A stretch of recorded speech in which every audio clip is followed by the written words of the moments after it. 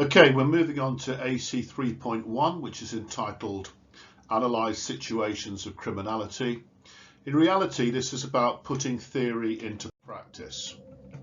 So what you're required to do with this assessment component is to apply those theories of criminality that we've looked at in previous PowerPoints and apply them to particular case studies or situations of criminality. So you've got to have a knowledge of a wide range of crimes, such as crimes against the person or property, white collar crimes, corporate crimes, etc., because they will be used in the examples.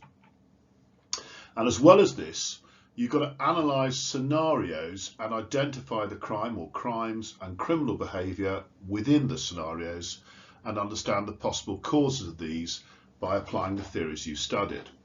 Now, the reality is that the exam that you'll get for Unit 4 will often have some stimulus materials, some scenarios which you have to unpick.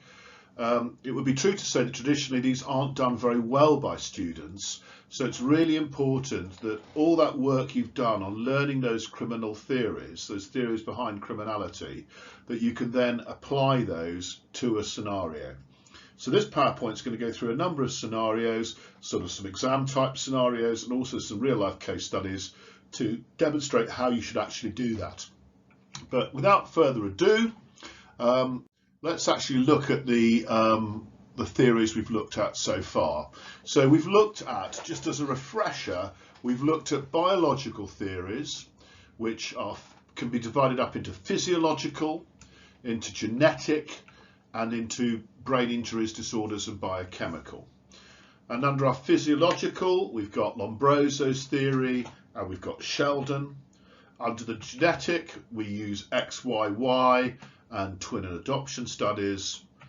Biochemical and brain injuries, etc., all come under one thing. Individualistic theories, we've got the psychodynamic theory, we've got psychological theory, and we've got learning theory. Obviously with psychodynamic, we're looking at Freud and we're looking at Bowlby. That's what we've studied so far. Under psychological, we use things like personality theory, such as Eysenck. And under learning theory, you've got Bandura.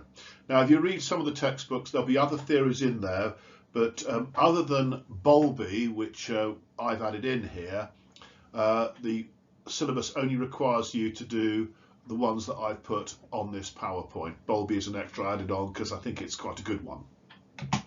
When we get into sociological theories, we're looking at functionalism, we're looking at Marxism, and we're looking at interactionism and realism. Obviously, functionalism is Durkheim and Merton. I spelled Merton wrong there, I'll have to change that. Labelling theory for interactionism, Marxism is one unto itself, and obviously realism is left and right realism. So let's look at some exam style examples, okay? So this is the sort of stimulus material you might get. So we'll use Eddie. So as it says here, Eddie's 13, he's doing badly in school, and he's been put in the bottom set for both subjects. Teachers regard Eddie as a bit thick. They either ignore him or they discipline him when he can't follow the lessons and starts misbehaving to amuse his mates, or just to relieve the boredom. He dislikes school, feels the teachers look down on him, he knows he's going to fail, and he can't wait to leave. Eddie hangs out with other boys who share his dislike of school. They often truant together, hang around the shopping centre where they've got to know some of the older boys, one of whom is called Tony. Tony's full of bravado. He's recently been convicted of minor vandalism offences. He likes to brag about it. Eddie and the others are impressed and see Tony's criminal record as a badge of honour. So Eddie would like to be like Tony because all Eddie's friends look up to Tony as a sort of leader. Eddie decides to get a can of paint and sprays graffiti on the school's wall. Now, there's that text again. What I'd like you to do now is pause, have a read through it again, and see if you can spot A, where some of the theories of criminality that we looked at might fit in here, and B, what the crime is, which is quite straightforward, I would think. Okay, so if you pause that now, and when you're ready to go, press play again, and we'll look through this together. So let's look at the bits in yellow. Okay, we've got this bit here. Teachers regard Eddie as a bit thick. He knows he's going to fail, can't wait to leave. Hangs out with other boys who share his dislike of school. They often trim together. Eddie decides to get a can of paint and sprays graffiti on the school's walls. So it's quite obvious I've identified what the crime is here, vandalism. But here is where I'm linking it into the theory. And my advice to you would be, when you get something like this in an exam, highlight the bits where the theory applies. Highlight the key bits, and that will help you focus on what you've got to do. So I would argue here that I'm looking at labelling theory. It's clear that teachers have labelled Eddie as thick. This has then become his master status. A self-fulfilling prophecy is created because Eddie's accepted the school's view of him. He's joined a deviant subculture and has reacted to society's norms such as respect for property through deviance, and that is the vandalism. Now that's the sort of thing that the exam board are expecting you to pick out. So labelling theory might be one thing that you would pick out and explain, relating it to the actual case study. So notice how I'm referring to Eddie here. I'm referring to technical vocabulary such as master status and self-fulfilling prophecy. I've talked about deviant subcultures, societal norms, and I've identified the crime. And that's the sort of thing one needs to do when you're putting that theory into practice. Get the theory, explain how the theory applies to the case, and identify what the crime is. Now that's the bit in yellow, but you could also perhaps look at the bit here in pink or purple. Eddie and the others are impressed and see Tony's criminal record as a badge of honour. Eddie would like to be like Tony because all Eddie's friends look up to Tony as a sort of leader. Well, this might actually be social learning theory, which states that if we observe a model's behaviour being positively reinforced, we're more likely to imitate it. Eddie sees Tony being rewarded by the other boys who are impressed by his criminal behaviour, and therefore he decides to imitate him by spraying graffiti. So what I'm trying to show you here is quite often these examination style scenarios have more than one theory within them that you can identify or you can choose to write about. So let's look at another example. Darren, he's 18, went to a failing school, left with very few qualifications, and now works as a scaffolder in his uncle's firm, where he's been helping out since he was 13. Unfortunately, it's insecure casual work, it's not regular employment. Darren's a big young man, works heavy, he's built up his muscles. It can be dangerous too. Once when he was 14, he was struck on the head by a scaffolding pole, but he's tough and he didn't go to hospital.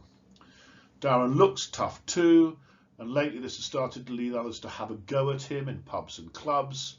He's become short-tempered, tends to react aggressively to provocation. He's beginning to get a bit of a reputation. The police have been called on a couple of these occasions, and they tend to see Darren as a bit of a hard case. They put the blame on him even when he hasn't started the fight. Darren often finds himself a bit short of money. He likes the branded clothing and footwear that he sees advertised everywhere, and has taken to occasional shoplifting to get the latest fashions. So, once again, there's the text. Have a read through and see if you can identify what theories you can apply to Darren's situation. When you're ready with that, press play and I'll take you through what I think are some of the theories here. So, let's start with a bit in yellow. He's beginning to get a bit of a reputation. The police have been called on a couple of these occasions. They tend to see Darren as a bit of a hard case and put the blame on him even when he hasn't started the fight. Well, again, we're looking at labelling theory here. The police appear to have labelled Darren as a hard case. They're in danger of creating a self-fulfilling prophecy. As a young working class male, he also fits the stereotype of a typical criminal. But actually, probably there's more than just labelling theory here. If we look at the green, it's insecure casual work, it's not regular employment, he finds himself short of money, likes branded clothing and footwear, he sees advertised everywhere and is taken to shoplifting to get the latest fashions. Well, left realism could argue that Darren's shoplifting is in terms of relative deprivations, because he sees the advertisements for desirable consumer goods but doesn't earn much in his insecure manual job, and so he resorts to crime. At the same time, Merton's strain theory would argue that attending a failing school probably blocked Darren's access to legitimate opportunities such as good qualifications and a well-paid job. He therefore innovates by using shoplifting to obtain desirable goods. So with the green, you've actually got two theories, and in fact you've got three theories, because you could also argue that Marxism would say that capitalism needs and encourages people to consume what it produces in order to make profit. But Darren's position in the class structure of capitalist society means his only way of obtaining these goods is through crime. So there you've got three different theories that you could have extrapolated from just the bits I've highlighted in green.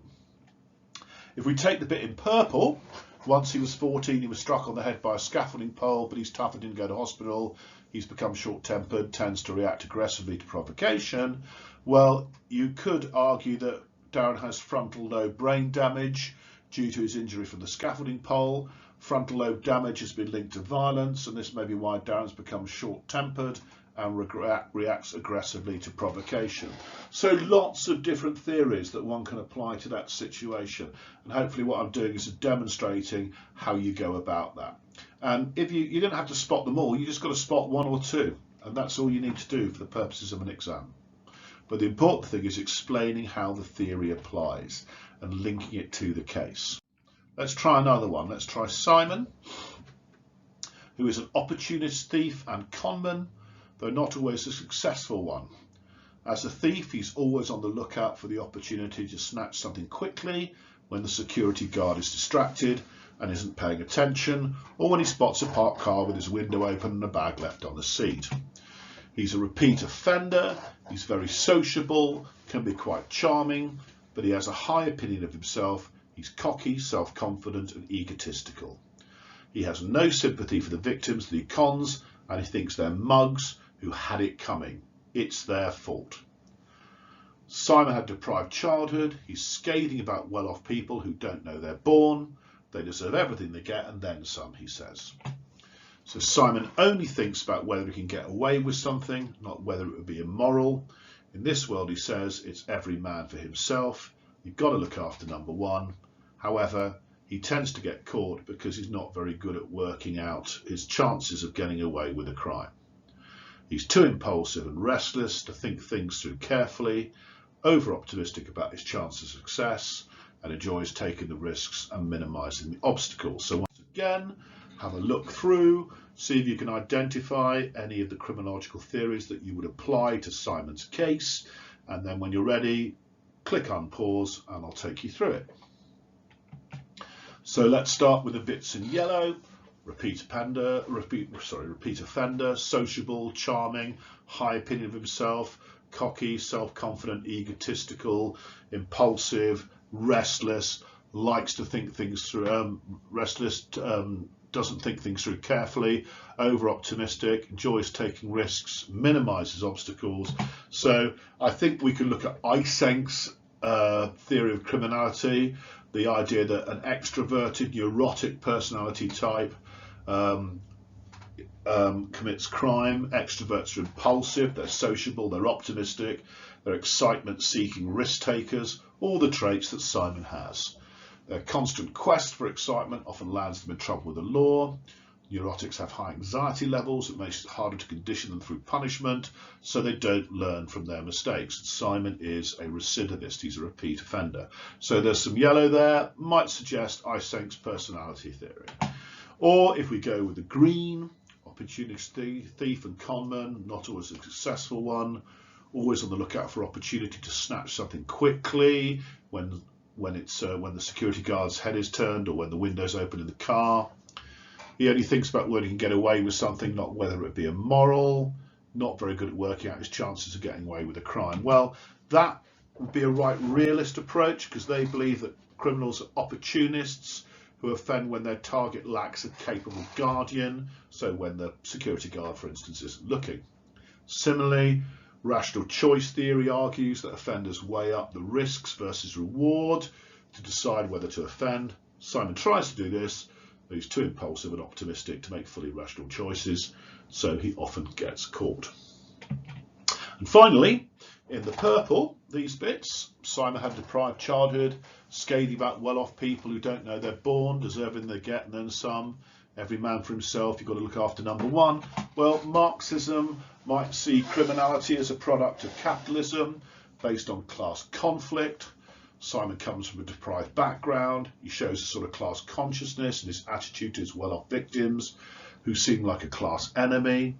Marxists would also argue that Simon's selfishness, looking after number one, is unsurprising because capitalism breeds a competitive dog-eat-dog mentality. And there may be some other theories that you could also link here to Simon's case, but these are the ones that I've personally chosen to pick out of this scenario. So you can see, again, 3 theories that you could link. So, a final exam style answer, Sharon. Sharon was taken into institutional care when she had just turned 3. Her home life up to then had been chaotic. Her parents were petty thieves and drug users who neglected both her physical and her emotional needs. Her father was prone to sudden violent outbursts. Her parents had both spent periods away from home. Her mother had been in a drug rehabilitation clinic, and her father served a prison sentence for dealing. Social workers' reports describe Sharon as cold and emotionally withdrawn. She was eventually placed with foster parents, but wasn't able to bond successfully with them, and the relationship soon broke down. A pattern that was repeated several times over the following years. However, she eventually succeeded in forming some sort of relationship with her friend Ellie's family, who were known locally as career criminals, and moved in with them. At the age of 11, Sharon began abusing various substances, including alcohol, which she says helped her to escape. Now 15, she's rarely in school, has been in frequent contact with the youth justice system for a variety of offences, including shoplifting. She was caught with Ellie's elder sister Laura stealing makeup, and several cases of assault. The neighbourhood has long had high levels of crime, and the police and social services are concerned that Sharon's learning the tricks of the trade from her friends and family. So let's look at it again. Same thing, pause, work out where you might highlight some of the key bits here, link it to the theories, then when you're ready, press play again.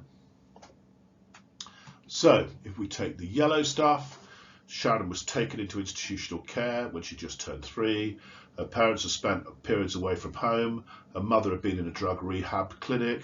Father had served a prison sentence. Social workers describe her as cold and emotionally withdrawn. She's been placed with foster parents but unable to bond successfully with them. Well, what does that tell us? That links to maternal deprivation. It may have played a role in her criminality. She's been separated from her parents from an early age. Prior to that, her parents were absent for significant periods. She may have failed to form a successful attachment to either parents, and this indicates Bowlby's affectionless psychopathy, which was found in maternally deprived juvenile thieves. So that's one theory. Or we take the bits in green. Parents were petty thieves and drug users, neglected her both physically and emotionally. Father prone to sudden violent outbursts. She began abusing various substances, including alcohol, at the age of 11. Well, these are biological explanations for Sharon's criminality. Given her parents' deviant behaviour, there may be genetically inherited element in Sharon's offending, aggression and substance abuse. Biochemical factors such as alcohol could also play a part because it's known to trigger aggression. Or, if we go for the purple, she's eventually succeeded in forming some sort of relationship with Ellie's family, who are career criminals. She's been caught with Ellie's sister Laura stealing makeup, and the police and social services are concerned that Sharon is learning the tricks of the trade from her friend's family. Well, Bandura, social learning theory, we learn our behaviour through observing whether others are rewarded or punished for engaging in it. Sharon's likely to have seen Emily's family reap the rewards of criminal activity. and this may have encouraged her to copy them. Social learning theory also stresses the importance of models, individuals whose behaviour we are likely to imitate. Laura, older girl than Sharon, may provide such a model. So those are the exam type answers and how you can link it, and hopefully I've demonstrated that to you. So let's now look at a real life case study, the Ford Pinto, and you can use this as examples for criminological theories as well, putting it into practice. So it won't be an exam style question, but it's something you might be able to use to explain a criminological theory. So the case of the Ford Pinto. From the 1970s, the Ford Motor Company in the USA was facing growing competition from Japanese and European small car manufacturers. Lee Iacocca, the head of Ford, called for the company to produce a small car costing less than $2,000. To meet these requirements, the designers put the fuel tank in the rear end of the new car, the Pinto.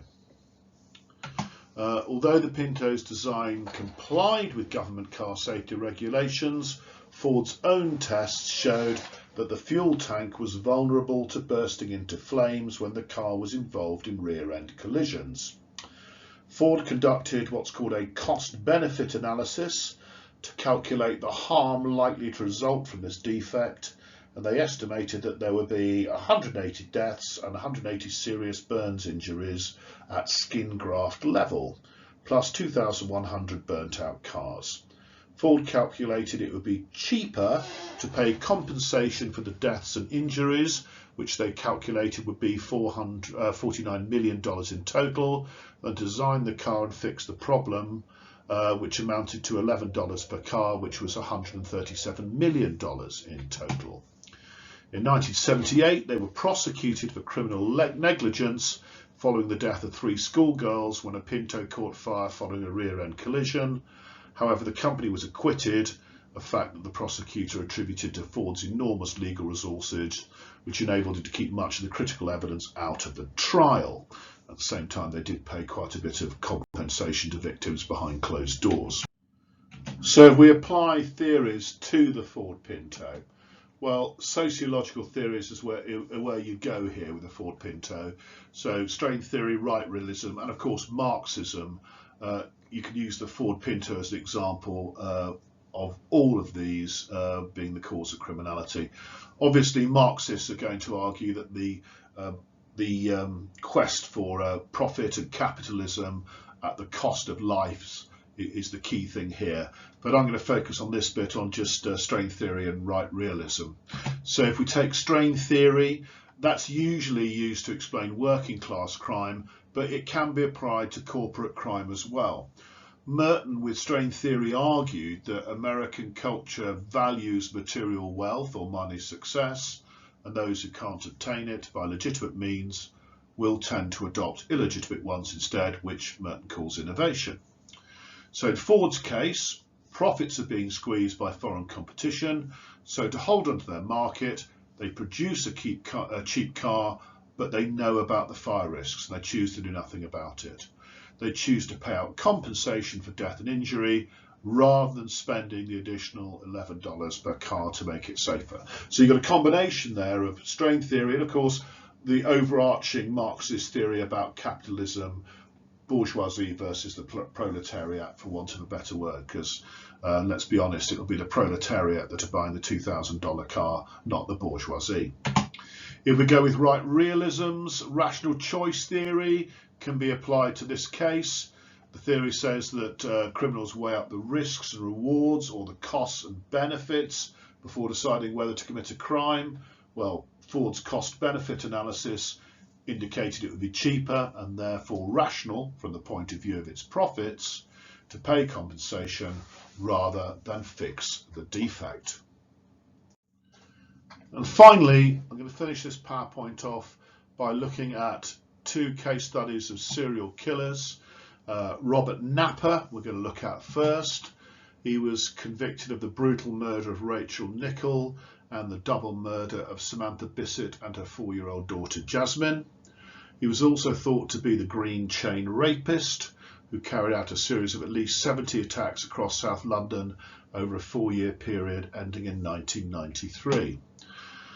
During the early years of his life, Napper witnessed his father's violence against his mother. He and his siblings were placed in foster homes, and Napper, who suffered from a psychiatric and behavioural disorder, became a paranoid schizophrenic who also suffered from Asperger's syndrome. At the age of 12, he was raped by a family friend, and in school he didn't have any friends and was teased by other children. He was found to have had only average intelligence, and Napper would bully his brothers and went on to confess to his mother to raping a woman.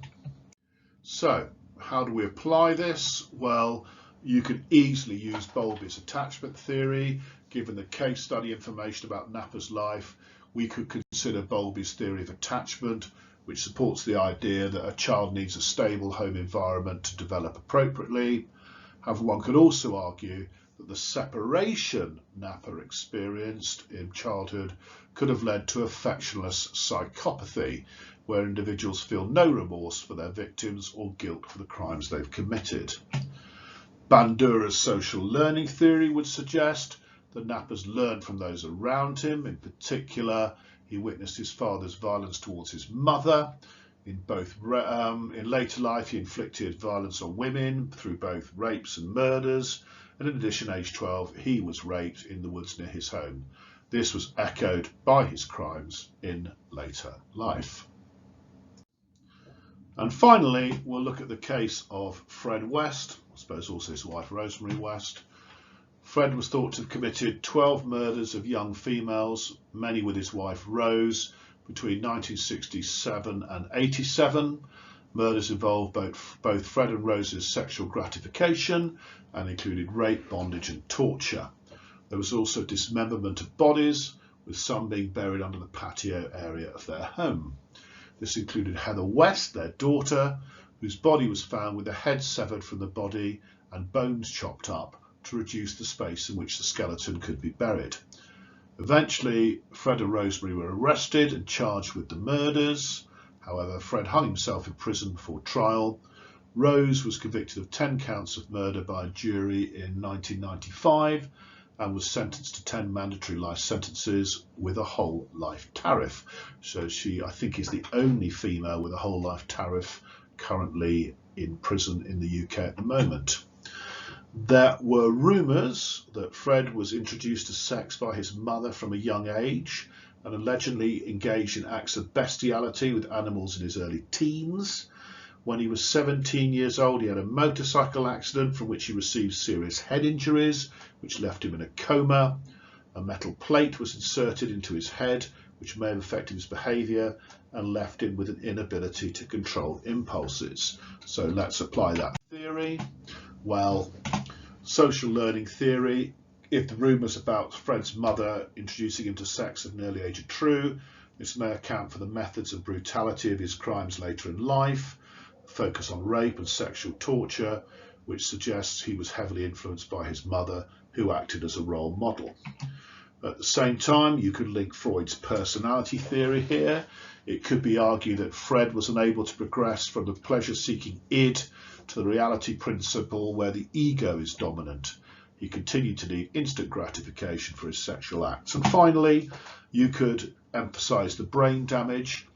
Given the brain damage that Fred received as a result of his motorcycle accident, it may be that this provides a biological reason for his criminality, because we know that research has shown that damage to the prefrontal cortex area of the brain can impact on a person's ability to control their impulsive behaviour. Fred may have been unable to resist that urge for sexual gratification. So hopefully now I've shown you how you apply theory to case studies and examples. There's lots of examples in the textbooks. You just go away. The other thing you can do is you can just research some serial killers and see if you can apply the criminal theories that we've looked at to them. But that's how you do it, guys. I hope you found that useful.